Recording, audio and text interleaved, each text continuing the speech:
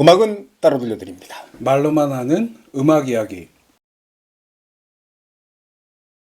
이제 지난번 시간에 마지막으로 이야기했던 곡이 Embrace of You. 찰리 파커가 1947년에 연주했던 그 곡. 이 곡을 듣다 보면은 찰리 파커가 이제 찰리 파커 퀸텟 관악기가 하나 더 있었죠. 찰리 파커의 알토 색소폰을 솔로를 잇는 그 악기가 트럼펫이었는데 그 트럼펫 주인공이 21살의 마일스 데이비스였다. 이런 말씀을 드렸었는데 마일스 데이비스라는 향후 엄청나게 재즈에서 가장 유명하고 가장 추앙받는 그런 레전드가 탄생하는 그 시점에 찰리 파커가 선배 형으로서 데리고 있었다. 뭐 이런 이야기도 가능한데 마일스 데이비스가 찰리 파커를 처음 만난 게 1944년이었대요. 마일스 데이비스가 이제 뉴욕으로 진출을 하면서 10대 후반이었죠.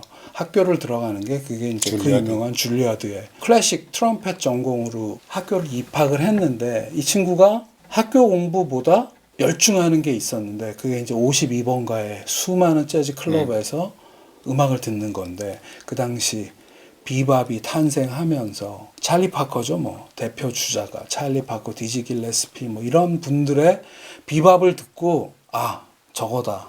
그러면서 그 다음에 45년에 학교를 때려치고 찰리 파커 퀸텟에서 트럼펫을 연주하면서 음악을 배워가고 48년도에 찰리 파커를 떠나서 49년도에는 그 유명한 Birth of the Cool 세션을 녹음을 하면서 이제 자신의 음악을 차근차근히 해나가는 그런 과정을 밟게 되는데 48년도에 마일스 데이비스가 찰리 파커와 헤어질 때 아주 안 좋은 상황으로 헤어졌더군요. 아주 큰 실망을 하고 아예 그냥 결별을 해버렸다고 하는 정도인데 그 이유는 찰리 파커 뭐 완전 사고뭉치였죠. 마약, 알코올에 아주 그냥 쩔어있던 그러니까 밴드 운영을 제대로 할 리가 없죠. 페이 제대로 안 주고 아주 무책임하고 불성실한 그런 것 때문에 아예 그냥 정을 떼고 결별을 했다고 하는데 그 이후에도 마일스 데이비스 자서전에 보면 가끔 마주치기는 했지만 인간적인 관계는 맺지 않았다.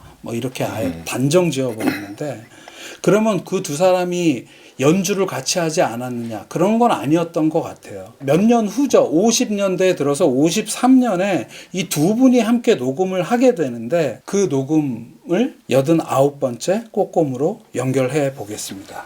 마일스 데이비스 앨범인데요. 콜렉터스 아이템이라는 앨범이고 1953년과 56년 연주를 모아서 56년에 나온 앨범인데 그 중에 고른 곡이 라운드 미드나잇입니다.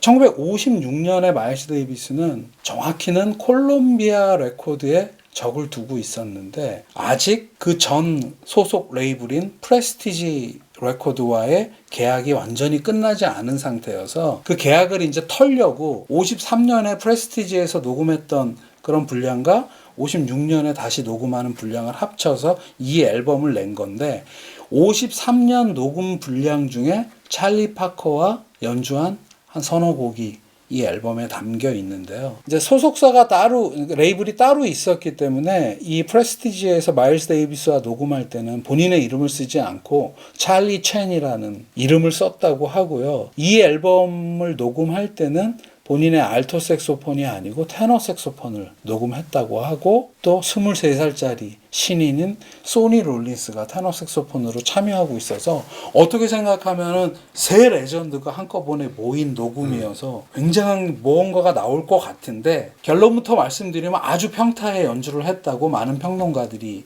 이야기를 하고 있더군요.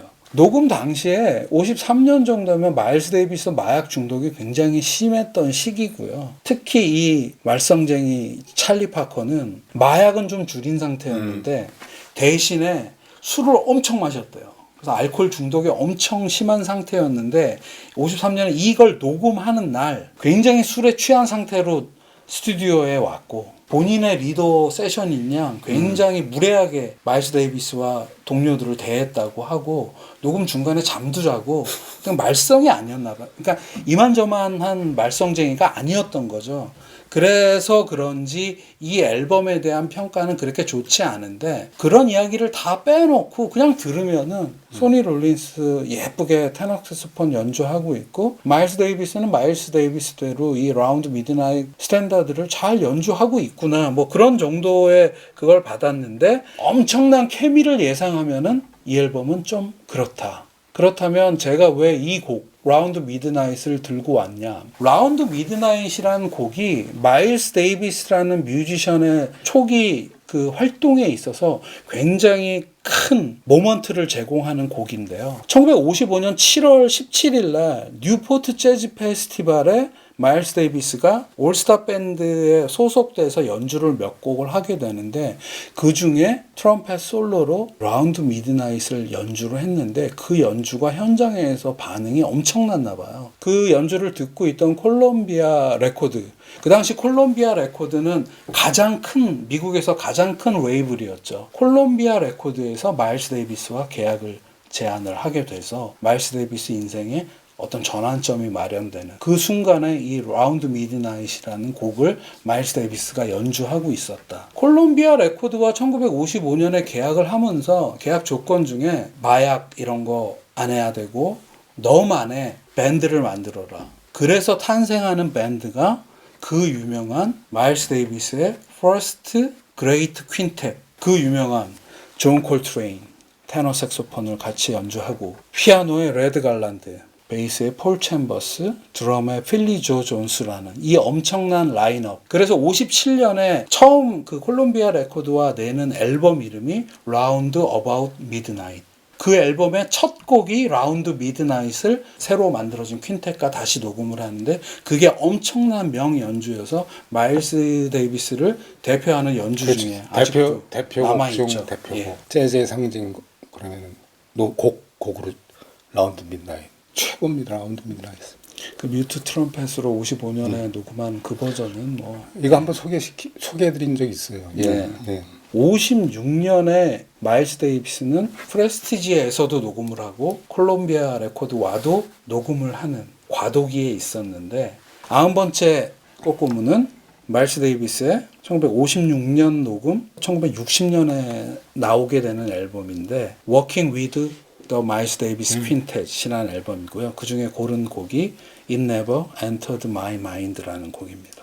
이 Working이라는 앨범은 ING 시리즈라고 불리우는 첫 앨범이 쿠킹, 릴렉싱, 그리고 이 앨범 워킹, 그 다음 앨범이 스티밍. 그래서 이 ING 시리즈를 1956년에 5월 11일을 하고 10월 26일 이 이틀간 이 4장에 속하는 분량의 그 수많은 곡을 이 퀸텟이 녹음을 해버리는 거죠. 그러면은 뭔가 좀 날림일 것 같잖아요. 그런데 1950년대 중반 이 하드밥 시기에 마일스 데이비스를 완벽히 정리했다고 평가받고 그 앨범 속에 이들 퀸텟의 연주가 굉장히 추앙받는 그러한 명연주가 계약을 털어내는 그 세션의 녹음들에서 쏟아져 나왔다는 게 굉장히 아이러니하는 면도 없지 않아 있는 거죠. 오늘 고른 그 Working with the Miles Davis Quintet, 이 Working이라는 앨범은 It Never Entered My Mind 때문에 아주 자주 듣게 되는 발라드임에도 맨 첫 곡으로 가 있는데 리더인 마일스 데이비스의 트럼펫만으로 그 뮤트 트럼펫의 연주가 아주 그 대표적인 서정성을 아주 잘 드러내는 그런 연주인데 이 곡의 이날의 연주를 좋아하는 이유는 도입부의 피아노죠. 레드 갈란드의 피아노를 들어보면 이게 무슨 클래식 소품 듣는 듯한 그런 어떤 우아함과 격조가 있는 그런 피아노를 들을 수 있어서 이 곡이 아주 의미가 있는 곡인데 마일스 데이비스의 트럼펫 소리가 호수에 탁탁탁탁탁 쳐가는 물수제비 소리와 같다. 그러니까 이게 물이 없으면 물수제비가 돌이 못 날아가잖아요. 그 음악에 받쳐져 가지고선 가는 트럼펫 연주. 아주 제 마일스 데이비스 리스트의 첫 번째 곡입니다. 늘 들어요, 사실은. 네. It Never Entered My Mind는 1940년도에 유명한 작곡 작사 콤비죠. 리차드 로저스 작곡 그리고 로렌츠 하트 작사. 이 두 콤비가 뮤지컬 Higher and Higher란 뮤지컬을 위해서 작곡한 곡이라고 하는데 It Never Entered My Mind. 그때는 내 마음에 들어오질 않았어요. 사랑을 잃거나 떠나보낸 사람이 그때는 미처 몰랐어 하는 그런 아련한 마음을 노래하는 건데 마일스 데이비스의 트럼펫과 도입부의 레드 갈란드의 피아노만으로도 이 곡은 꼭 한번 들어보셨으면 추천드리는 명곡입니다. 네. 꼭 들으세요. 안 들어보셨으면. 다음 91번째 꽃고무는 이 연주에서 도입부의 피아노를 했다고 하는 피아니스트 레드 갈란드의 이게 56년 10월 녹음인데 56년 12월에 녹음한 그러니까 바로 그 시기에 본인의 개인 리더 앨범에서 녹음한 곡으로 골라왔는데요. 레드 갈란드의 레드 갈란즈 피아노라는 앨범 1956년과 57년 연주를 담아서 57년에 나온 앨범인데 아주 예쁜 발라드입니다. I know why and so do you 라는 곡입니다. 레드 갈란드는 피아니스트지만은 그 젊은 시절에 권투 선수 경력 뭐 이런 게 좀 유명한 분인데 웰터급에서 35번인가 하는 정규 시합을 치른 진짜 권투 선수였더라고요. 그러니까 손이 중요한 피아니스트가 권투를 했다는 뭐 그런 것 때문에 근데 마일스 데이비스가 엄청난 권투 광이었대요. 그래서 55년도에 첫 번째 퀸텟을 결성하는 데 있어서 레드 갈란드가 점수를 많이 얻었다. 어쨌든 이 레드 갈란드가 마일스 데이비스와 함께한 기간은 1955년 그 퀸텟이 결성될 때부터 58년까지인데요. 이 앨범은 57년에 나왔고 56년, 57년 연주를 담은 거니까 가장 전성기 시절에 연주를 담은 건데 오늘 고른 I know why, so do you 이 곡 연주도 도입부가 사람 마음을 사로잡는다고 도입부의 피아노가 시작이 되면은 뭔가 이렇게 살짝 마음이 흔들리는 그게 이 피아니스트의 참 강점이 아닌가 하는 생각을 하면서 듣게 되는데 혹자들은 이 레드 갈란드의 이 감미로움 때문이었다고 생각이 되는데 칵테일 피아니스트다. 그러니까 어디 바에서 이렇게 얌전한 연주나 하는 그런 피아니스트라고 혹평을 했다고 하는데 항상 느끼는 거지만 이 평론가들의 오만함 이 레드 갈란드 이게 마일스 데이비스 밴드라는 최고의 밴드에서 피아노를 담당했고 본인의 앨범에서도 이렇게 훌륭한 연주를 하는데 그렇게 싸대는 그런 평론가들의 그런 말 무시해도 될 말이라고 저는 생각은 하는데 이분은 제가 생각하는 이분의 특징은 굉장히 감미롭고 뭔가 아련한 그런데도 이 트리오 연주할 때 이런 발라드를 연주할 때는 그런 면이 굉장히 좋고요. 그리고 트리오 연주만 했던 건 아니죠. 관악기들과 함께하는 그런 여타의 하드밥 연주에서도 뭔가 굉장히 블루지하면서도 중간중간 이 분만이 가지는 약간의 되게 착하고 우아한 면 그런 면들이 나와서 되게 좋아하는 피아니스트 중에 한 명인데요. 아무튼 이분은 자기 색깔은 확실한 피아니스트였다 하는 생각을 하게 됐고요. 이번에 들으면서 제가 이 앨범을 처음 들을 때 이렇게 쭉 좋은 곡들이 많아요. 근데 I know why and so do you 이 곡에서 딱 멈춰서 다시 듣고 했던 거가 이 곡을 선택한 이유인데 이 I know why and so do you라는 곡은 1941년도에 해리 워렌이라는 작곡가가 작곡을 했고 썬밸리 세러네이드라는 영화에 담기면서 유명해진 곡이라고 요번에 조사를 하다 보니까 알게 됐는데 그 영화에도 출연했다고 하는데 글렌 밀러 오케스트라가 여가수와 함께 41년도에 영화 속에서도